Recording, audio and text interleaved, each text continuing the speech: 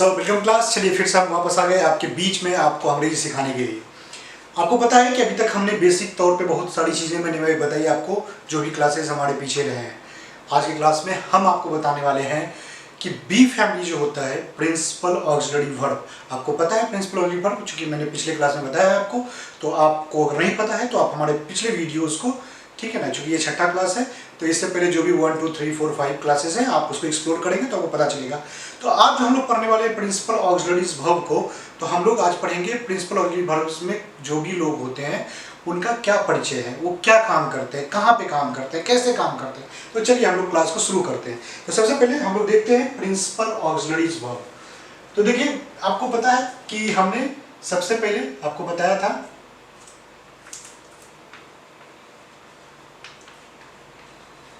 कि जो principal auxiliaries verb होते हैं, है ना, इसमें से कुल मिला के हमारे पास 3 फैमिली थे। द फर्स्ट बी, दूसरा हैव, और तीसरा फैमिली था हमारे पास डू। ये 3 फैमिली थी, बी, हैव और डू।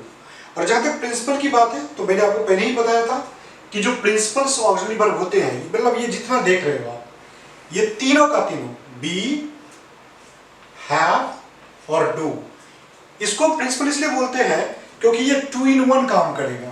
2 in 1 कहने का मतलब क्या कि ये एज ए ऑक्सिलरीज वर्ब भी काम करेगा और ये एज ए मेन वर्ब भी काम करेगा। अब ये जब ऑक्सिलरी के तौर पे काम करता है तो आपको पहले क्लास में हम बता चुके हैं कि इसका काम क्या है। ये सिर्फ सेंटेंस को पहचान देता है कि सेंटेंस पास्ट में है कि प्रेजेंट में है कि फ्यूचर में है।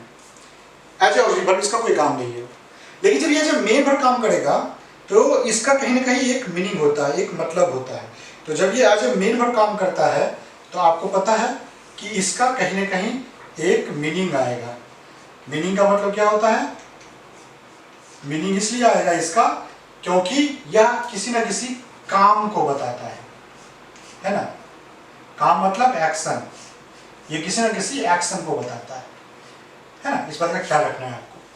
तो दोनों का अंतर यही होता है कि ये क्या करता है, ये जो ऑक्सिलरी वर्ब है ये पहचान बताता है, जबकि मेन वर्ब क्या करता है, इसका एक मीनिंग निकल के आएगा और इसका क्या होगा, ये काम बताएगा आपका, है ना। तो हम लोग अब एक एक करके सबसे पहले बी फैमिली को हम लोग देख लेते हैं। तो जो बी फैमिली होता है, आपको मैंने पहले बताया कि जो बी फैमिली हमारे पास होंगे, तो पिछले क्लास में मैंने बताया था, फिर से मैं इसको वापस रिपीट कर रहा हूं कि जो बी फैमिली है हमारे पास, जो बी फैमिली है, इस फैमिली के 5 परमानेंट मेंबर होते हैं। और वो मेंबर कौन कौन सा है? वो मेंबर है is, am, are, was and were. इस पांचों को कंबाइन रूप से हम कौन सी फैमिली बोलेंगे? Be family. मतलब बी बोले जैसे ही वैसे ही हम किसकी बात कर रहे हैं? हम बात कर रहे हैं इज, एम, आर, वाज, वर की। तो आपको पता है कि चूंकि बी प्रिंसिपल ऑक्सिलरी वर्ब है, तो प्रिंसिपल ऑक्सिलरी का काम क्या होता है कि जब ये काम करेगा तो ये 2 in 1 काम करेगा। क्या 2 in 1 काम करेगा ये? तो देखिए ये 2 in 1 काम क्या करेगा? एक तो यह एज ए ऑक्सिलरी वर्ब के तौर पे काम करेगा और दूसरा ये आपको एज ए मेन वर्ब काम करेगा। हमेशा ये 2 ढंग से काम करेगा जब भी कहीं पर भी यूज हो गया तो। क्योंकि अभी जस्ट आपको हमने बताया ना, यहाँ पे हमने बताया आपको कि जितना भी ऑक्सिलरी वर्ब आप देख रहे हो ये हमेशा 2 ढंग से काम करेगा। एक, ये पास्ट, प्रेजेंट, फ्यूचर को बताने के लिए इसको यूज करेंगे, और दूसरा ये एज ए मेन वर्ब काम करेगा। एज ए मेन वर्ब मतलब कि ये काम को बताएगा, इसका मतलब होगा, कोई ना कोई मतलब होगा जिससे पता चलेगा कि ये किसी काम के बारे में बता रहा है ना। तो देखिए तो यहाँ पे क्या है कि जब ये एज ए ऑक्सिलरी वर्ब काम करेगा तो ध्यान रखिएगा कि इसका काम क्या है। एज ए ऑक्सिलरी जब ये काम करेगा तो इसका काम होता है पास्ट, प्रेजेंट और फ्यूचर को बताना। जब ये as a auxiliary verb use होगा तो इसका काम सिर्फ और सिर्फ होता है पास्ट,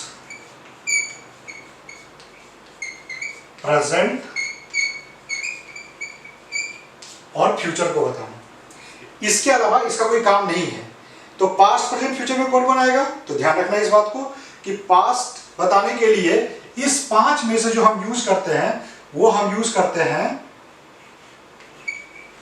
वाज और वर, है ना। तो जब भी पास्ट की बात होगी तो हम किसको यूज करेंगे? वाज और वर को यूज करेंगे। और फिर जब प्रेजेंट की बात होगी तो प्रेजेंट में हम जब भी यूज करेंगे तो हम यूज करेंगे इज, एम और आर को, है ना। और जब फ्यूचर की बात करेंगे तो ध्यान रखिएगा कि फ्यूचर में हम जब भी यूज करेंगे तो आपको पता है कि फ्यूचर के बारे में आप कुछ भी बोलिएगा तो यहाँ पे 2 चीजें फिक्स है, शैल और विल। तो जब शैल और विल यहाँ पर फिक्स है तो फिर आपके मन में आएगा कि अरे यार ये शैल और विल तो इस फैमिली में है नहीं, तो ये कहाँ से आ गया, है ना। तो अब ये कहाँ से आया? क्योंकि आपको पता है कि फ्यूचर में ना फिक्स है कि भैया फ्यूचर मतलब जैसे इंडिया का झंडा होगा तो कहीं भी रहेगा तो इंडिया को बताएगा। तो बोला गया कि भैया झंडा मतलब हमारा तो फिक्स हो गया है ना कि भाई नेशनल फ्लैग है, तो वो तो फिक्स है, वो तो अब चेंज कर नहीं सकते हैं उसको, है ना। तो कहने का मतलब ये होता है कि फ्यूचर की बात जब भी करोगे, आगे की बात जब भी करोगे तो यहाँ पे ये दोनों फिक्स है कि शैल और विल आएगा ही आएगा।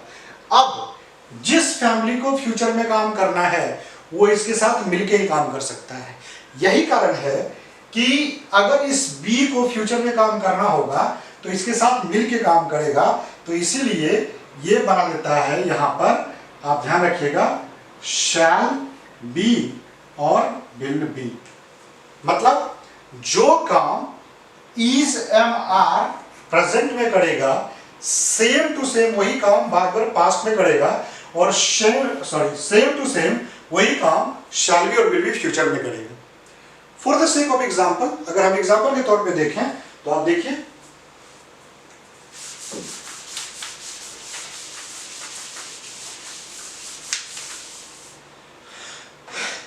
जैसे अगर हम लिखते हैं कि आई हैव अ कार, मेरे पास एक कार है ना। उसी ढंग से हम दूसरा एग्जाम्पल लिखते हैं, आई हैड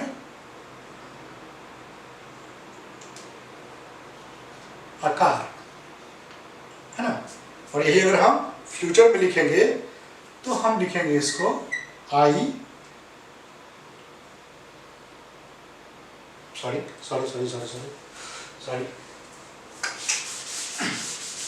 अरे यार ये फैमिली था ना इसलिए।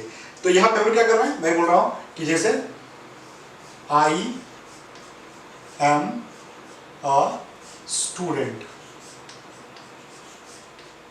तो प्रेजेंट में लिखे कि मैं एक छात्र हूं, मैं एक स्टूडेंट हूं। तो हमने प्रेजेंट में यूज करना था तो हमने एम का यूज किया। अब इसी को अगर हमको पास्ट में लिखना होगा तो हम इसको लिखेंगे आई वाज अ स्टूडेंट, है ना। तो देखो यहां पर हमने सेम फैमिली का यूज किया। एंड फिर हम लोग जब नीचे यूज करेंगे, हम जब यहां यूज करेंगे तो हम लिखेंगे आई शैल बी अ स्टूडेंट। अब देखिए तो यहां पे क्या देख रहे हैं, चूंकि सेंटेंस एक ही है, आई एम स्टूडेंट, मैं छात्र हूं, आई वॉज स्टूडेंट, मैं छात्र था, and I shall be student, मैं छात्र बनूंगा तो या होऊंगा। तो इस केस में क्या करते हैं, देखिए चूंकि सेंटेंस एक ही फैमिली का है लेकिन पहचान देने के लिए खाली हमने अलग अलग ऑक्सिलरी वर्ब का यूज किया। तो सेंटेंस चूंकि एक ही मीनिंग दे रहा है इसीलिए अब बताना अगर हमको है कि अलग अलग समय में यूज करना है तो हमने इस फॉर्म को यूज किया।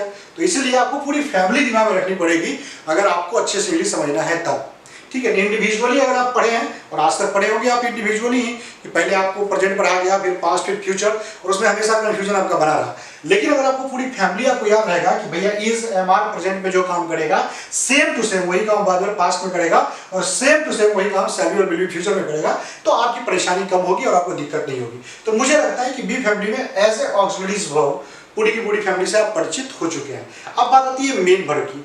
तो हमने बताया था आपको कि जब हम इसको मेन वर्ब के तौर पे यूज करते हैं, ठीक है ना, जब ये मेन वर्ब के तौर पे यूज होगा तो देखिए कोई भी जब मेन वर्ब के तौर पे यूज होता है तो उसका वर्ब का 4 गो फॉर्म बनता है, जिसको हम बोलते हैं वर्ब का पहला फॉर्म, वर्ब का दूसरा फॉर्म, वर्ब का तीसरा फॉर्म और वर्ब का चौथा फॉर्म। ऐसे कुछ किताबों में वर्ब का 5वां और 6वां फॉर्म भी लिखा हुआ है, तो हम लोग समझेंगे उसको जब हम मेन वर्ब के बारे में पूरा डिटेल में पढ़ाएंगे। अभी फिलहाल देखते हैं। तो ये तो आपने देखा कि ये एज ए ऑक्सिलरी वर्ब काम करता है, और आपको पहले ही बता दिए कि इस सब का काम, ये जितना भी देख रहे हैं, ये सिर्फ सब का सब काम क्या है, सिर्फ सेंटेंस को पहचान देना कि सेंटेंस प्रेजेंट में है कि पास्ट में कि फ्यूचर में है। तो इसीलिए इससे मुलाकात हो गई। अब जब ये जब मेन वर्ब काम करेगा तो कैसे काम करेगा, है ना। तो जब ये जब मेन वर्ब काम करेगा तो चलिए उसको देख लेते हैं हम लोग।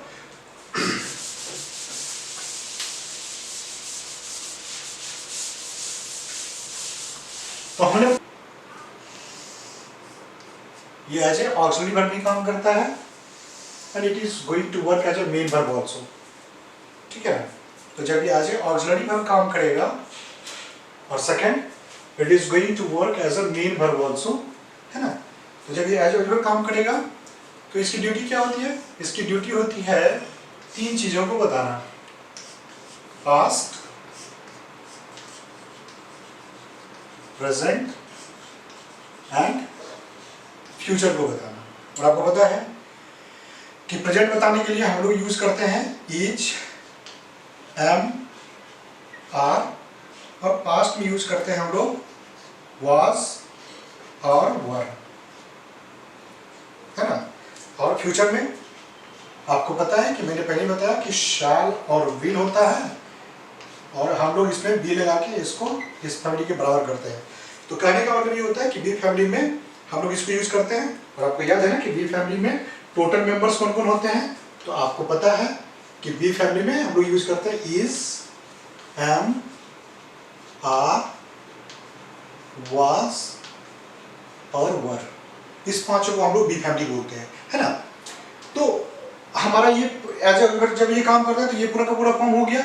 अब देखिए आप जब ये एज ए मेन वर्ब काम करता है तो आपको मैंने बताया कि मेन वर्ब के तौर पे जब हम इसको यूज करते हैं तो ध्यान दीजिएगा कि यूज के हिसाब से मेन वर्ब के 4 फॉर्म होते हैं, जिसको आप बोलते हो वर्ब का पहला फॉर्म, वर्ब का दूसरा फॉर्म, वर्ब का तीसरा फॉर्म और वर्ब का चौथा फॉर्म।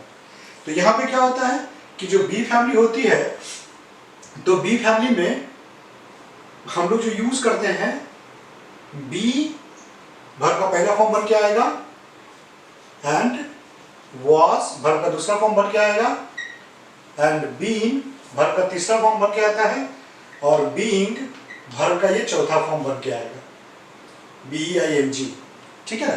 तो बी, वाज, बीन, बीइंग ये एज ए मेन वर्ब काम करेगा, और is, am, are, shall be, will be, was were as a auxiliary verb काम करेगा।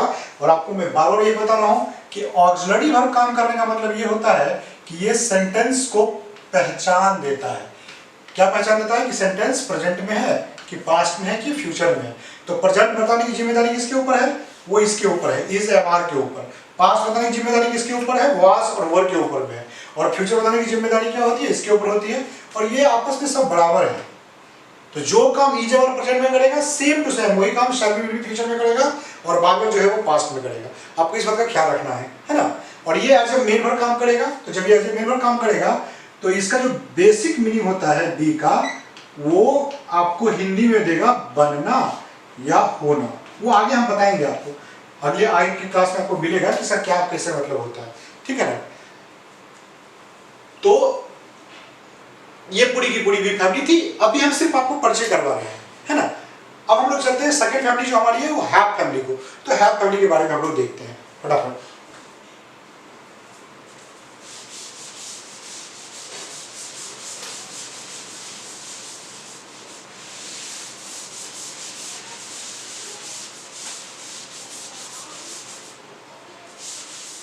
तो हमारे पास सेकंड ऑक्सिलरी वर्ब जो है, प्रिंसिपल जो ऑक्सिलरी वर्ब है वो कौन सा है हमारे पास, तो हमारे पास है वो फैमिली अब है हैव,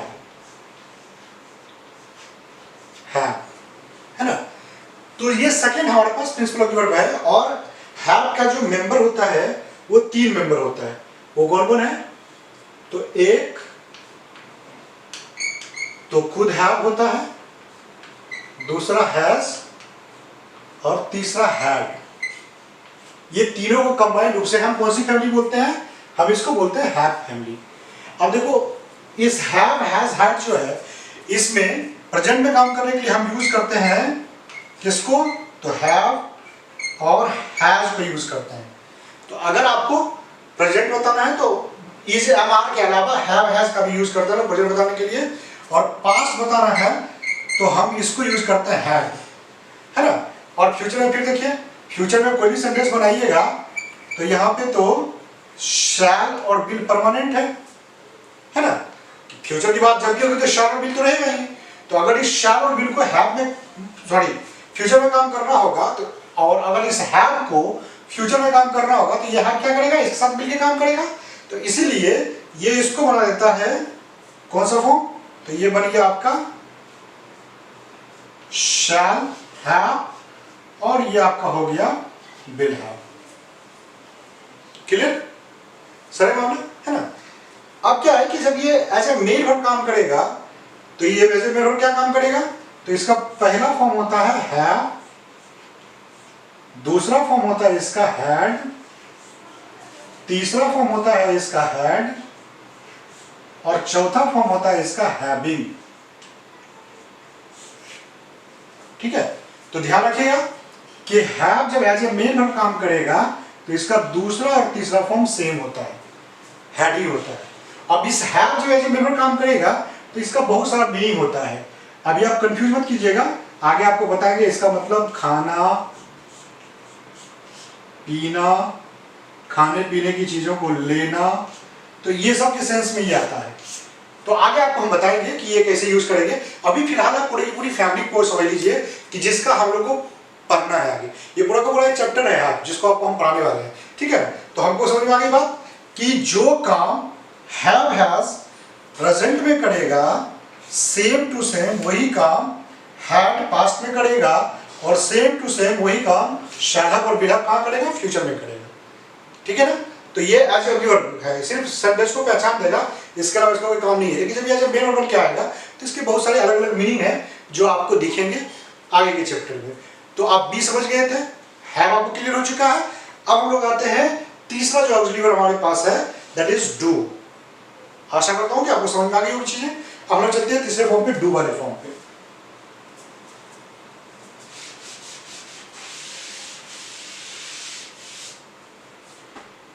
तो देखिए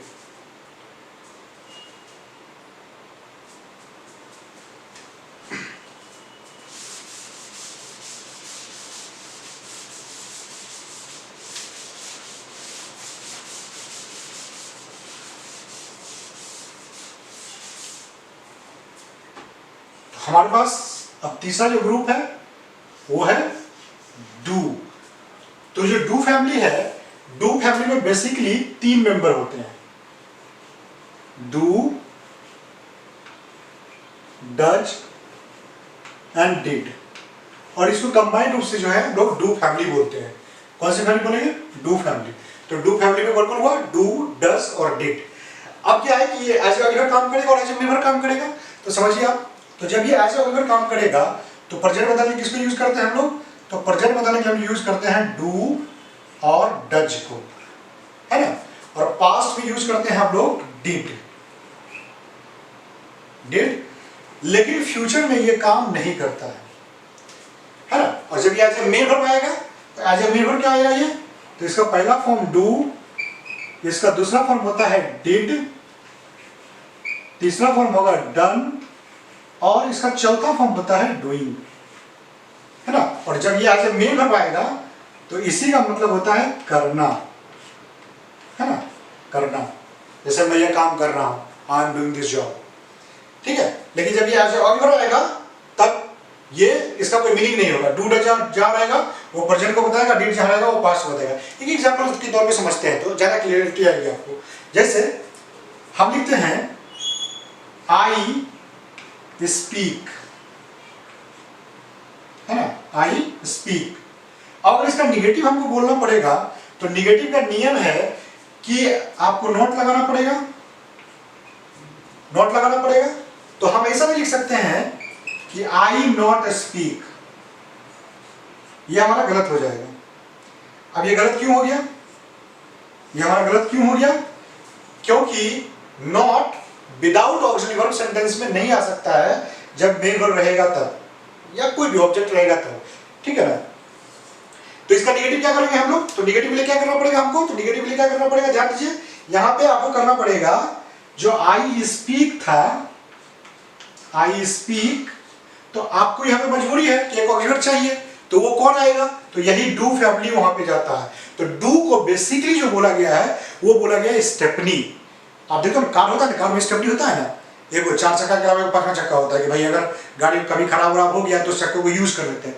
सिमिलरली यहाँ पर क्या होता है कि जब अचानक से किसी को ऑब्जेक्ट की जरूरत पड़ गई तो कौन जाएगा? तो ये डू ही जाएगा। और ऐसा मात्र 2 ही सेंटेंस होता है पूरे इंग्लिश में जिसको ऑब्जेक्ट की जरूरत पड़ती है। एक ये वाले महोदय हैं, इसको हम लोग बोलते हैं इस सेंटेंस को कि जो काम आप डेली करते हैं, ठीक है ना, जो काम आप डेली करते हैं, तो डेली वाला काम क्या होगा? या तो हैबिट के हिसाब से, नहीं तो नेचर के हिसाब से। तो इसको बनाने का, जो काम डेली करते हैं उसको बनाने का एक नियम है कि सब्जेक्ट प्लस V1 यूज करते हैं, इसीलिए हम बोलते हैं आई स्पीक, आई स्लीप, आई जो भी है, मतलब, है ना। तो आई स्पीक यहां पर मैं बोलता हूं, अब इसी को निगेटिव करना है तो आपको लिखना पड़ेगा I do not speak, I do not speak. तो इस बात का ख्याल रखना है आपको कि निगेटिव बनाने के लिए यहाँ पे डू आया है हमारा, है ना, इसलिए आया क्योंकि हमको नॉट के साथ ऑब्जेक्ट चाहिए, यहाँ पे कोई था नहीं इसलिए हमने यूज किया है, ठीक है। तो मुझे लगता है कि आपको आज बी, हैव और डू समझ में आ गई होगी। ये पूरा का पूरा एक चैप्टर है जो हम लोग अगले क्लास में आपको बताने वाले हैं। चलिए आज के लिए बस इतना ही, थैंक यू।